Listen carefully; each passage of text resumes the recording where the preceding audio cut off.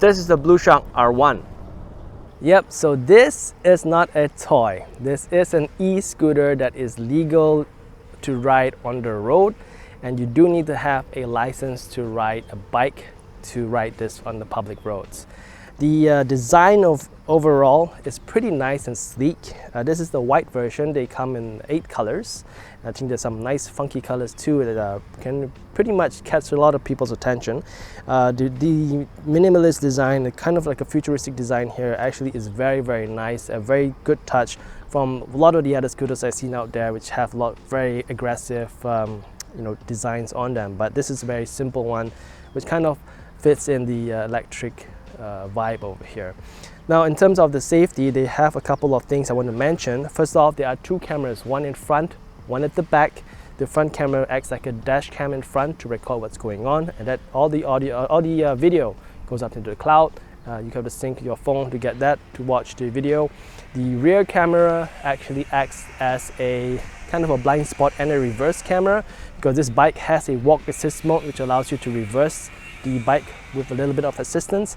You want to see what's behind you, it comes up on the display. There's also sensors at the back, which acts like a reverse sensor, which also tells you if there's any obstacles behind you too. The other thing I want to mention is on the main frame over here, there are a couple of things that are quite interesting. First off, there is a hook bar, a quick hook bar over here, which I really love, because if I want to put my take away food or my shoe bag or something light, I can just hook it over here and I can have it stored there, and I can go straight away. There is also an option over here to have for you to manually open the seat, because there is a button for a seat, but just in case that doesn't work, you can use the provided manual key to open it up. And beside that, there's actually a small port that actually houses a USB-A and USB-C charging port, which allows you to charge your devices on the go if you need to. That's definitely a new thing for me on a bike, so I've never seen that before. That's really cool to have. Now, the other things like your mirrors and all are pretty much standard. The accessories on the main section over here on the handlebar, you have a nice color 10-inch display here, which has the OS, which allows you to, which kind of monitors a lot of things. It gives you all the information, how much battery percentage you have left, how much mileage you can go, as well as options for you to tweak some of the minor options too in the settings here. You can go through your modes as well. There are a couple of modes here, which I'll talk about in a bit. The front lights as well is LED, and it has a projector headlamp. Really bright enough to light up the dark part of the road if there are no lights on. And there's also an option for you to have the highlights on or high beam on if you need to, or just flash when you require to. The rear as well has LED lights for the brakes and also for the indicators too. Now, the R1 actually has a 5,000 watt or 5 kilowatt electric motor, which actually houses the gearbox as well. The gearbox is not like a traditional gearbox. It does not run off any belts or chains. It's a direct unit that is plugged in straight into the electric motor, which is then housed at the back of the bike, which powers the bike there. So it's basically a direct drive unit. And the electric motor is able to give out about 201 Newton meters of torque in turbo mode. It also is limited to 80 kilometers per hour top speed. Not the fastest bike around, yes, but it is meant to help kind of extend the range of this bike, which is about 110 kilometers on paper. And but for my usage, it's roughly about 75 to 80 from 100 to about 5% of usage for me before I have to swap the batteries. Yes, the batteries are swappable. Under the seat, you have the batteries over here. You just have to unplug the battery. Just pull the battery out, go to one of their blue stations, swapping stations, put the battery in an empty slot, wait for a second, take the new battery out that is fully charged, plug it back into the bike, and you're good to go. Basically, that's the simplest thing you can do with this swapping system. You don't actually have to wait for it to charge at the station, although If you don't want to do a battery swap option, you do have the option to charge the battery at home with a 3-pin plug, which they will provide for you as a package, and you can charge your batteries at home as well.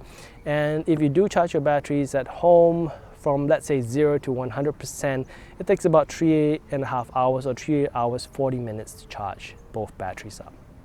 Alternatively, if you want to charge the bike directly from the wall to the bike, there is a port underneath the seat where you can do that as well. The bike also comes with front and rear disc brakes, and the disc brakes actually helps to stop the bike even faster. The right hand side pedal, if you do press down on it, the brakes actually brake the front brakes, and the left pedal actually brakes both brakes at the same time, but gives a 30% front, 70% back ratio, so that you can stop the bike faster and also safely. Okay, here you have your highlight options. This is to temporarily flash. This is to turn on the high beam. This is your indicator, left and right. You have your hazard button is over here. You have your horn button. You have your cruise control mode, which works above 20 kilometers per hour. There is an option for you to, this blue section here is to go through the menus, select the menu, and to go through some of the options in the menus as well. Over here you have your seat eject option, your walk assist mode to turn it on and off, your mode options here to change the modes from eco, comfort, sports and turbo, and you have the buttons that plus and minus here to go through the menus on the from the other side. You have a favorites button here that you can set in the settings as well to go to the specific options on the display. There's a turbo mode here, which is what this rocket is here. It's a turbo mode option, and basically you have your start, stop and ready option over here. Now the key fob here is the keyless. Basically, I don't actually have to turn the bike on from this key. You just have to put it in your pocket or your bag. You just get onto the bike, hold the ready button for a couple of seconds. The bike will turn on. Press it one more time to start the motor system to ready to go, and just go. Now the Blueshark system also allows you to pair your phone with it, and then over here you can actually start or unlock the bike, lift the seat, or even press the horn button to detect where the bike is. You know, kind of options over here that you normally find in electric vehicles, and some of the options you can find over here, how much batteries, percentage, etc., all on the app. The one thing I like about the design of the Blueshark is that the batteries are actually below the rider, which enables a very nice center of gravity, which makes it very easy to ride this bike. In terms of maneuvering, it is really nice and easy to ride.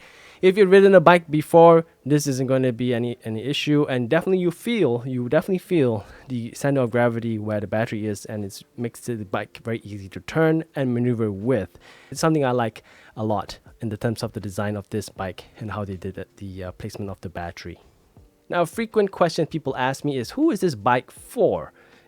Given the range, 110 kilometers, it's not a lot. On paper it's 110. You maybe, if you use it and you're kind of addicted to the throttle like I am, keep going at top speed, you won't really get 100 kilometers because it's utilizing the battery a lot more. So I would say, for me, I normally use it about probably 70 to 80 kilometers maximum I can get from my riding style. And if you have the need or requirement to go further, just have to make sure that you have the battery swapping stations in between where you want to go, and you're good to go, because you can go as far as you want and just swap the batteries out, and you're reset and you're good to go for another 100 kilometers or so. Not really an issue.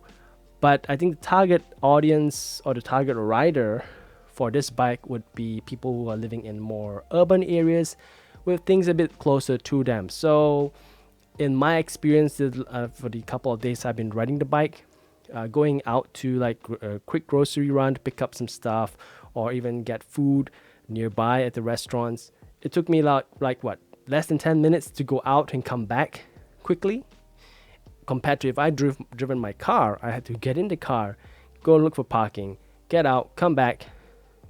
It'll be easily 25 minutes. And so the bike is really handy for those short runs and it's really nice and easy because it's easy to ride.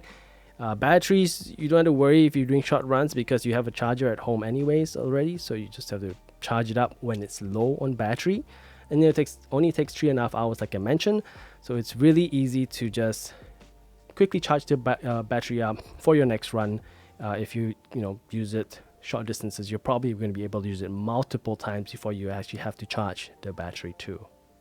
If you want more information about the Blueshark, go over to their website, which I'll link in the description below. If you want to find out more about prices, how to contact them, where the showroom is, book a test drive, and etc., go over to the website and get all this information there. If you want to find out about the latest happenings and news, go over to their Facebook site though. That's where most of the latest updates are on anyways. So also the link will be in the description. Go over there and check them out, follow them, give them a like, and message them as well if you want any questions about the bike too.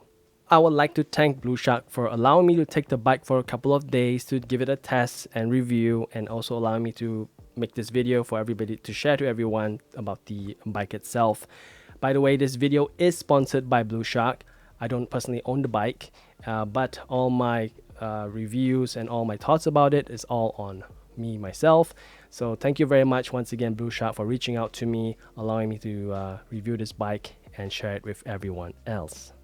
And that's it. If you enjoyed this video, please hit the like button. Follow me on my channel if you want more updates of the videos. Please make sure you hit the bell icon as well.